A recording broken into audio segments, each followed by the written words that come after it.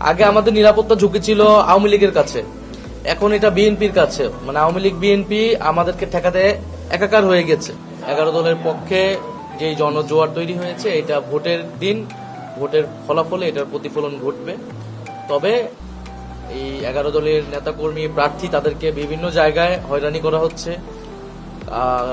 প্রচারণা কার্যক্রমে বাধা তৈরি করা হচ্ছে, ব্যানার ফেস্টুন সরিয়ে ফেলা হচ্ছে এবং এক ধরনের ভয়ের পরিবেশ তৈরি করা হচ্ছে, যাতে 12ই ফেব্রুয়ারি সাধারণ ভোটার যারা, তারা ভোট কেন্দ্রে আসতে ভয় পায়।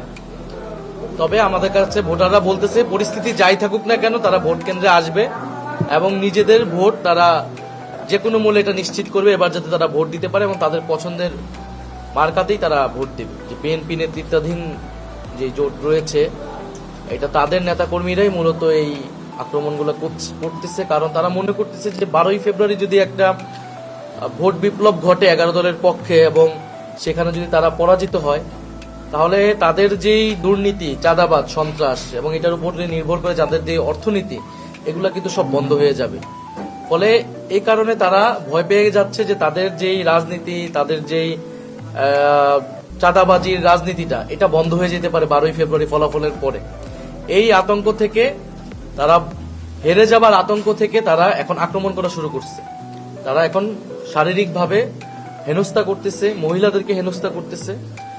তো মানুষ এটাকে খুবই নেতিবাচক ভাবে নিচ্ছে এবং মানুষ আমাদের পাশেই থাকবে বলতেছে ভোটের দিন যাতে ভোটটা যাতে ঠিক মতো হয়। নির্বাচনের পরিবেশ তো আসলে ছিল, বা সবাই মিলে আমরা সেটার দিকে যাচ্ছিলাম, কিন্তু সেটাকে তো নানাভাবে নষ্ট করতেছে বিএনপির লোকজন।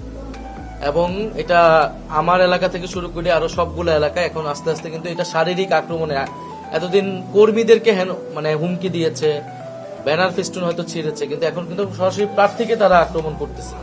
ফলে নির্বাচন, তাদের বিষয়টা হচ্ছে যে ছাত্র সংসদ নির্বাচনগুলো তো আপনারা দেখেছেন, অনেকগুলো ছাত্র সংসদ নির্বাচনে তারা কিন্তু শেষ মুহূর্তে ফলাফল মানতে চায় নাই, অথবা নির্বাচনের পরিবেশটাকে ভণ্ডুল করে দেওয়ার চেষ্টা করছে।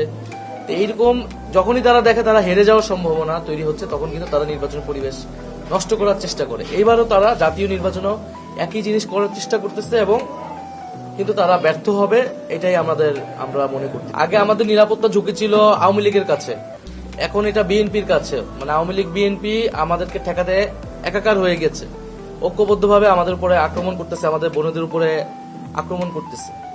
ফলে এটা আমরা নিরাপত্তাহীনতা আছে এবং ইলেকশন কমিশন নিরপেক্ষ আচরণ করতেছে না, আমরা এটা বারবার বলতেছি। কিন্তু আমাদের একটাই আশার জায়গা যে জনগণের যে জোয়ারটা, সেটা আমরা আমাদের পক্ষেই দেখি।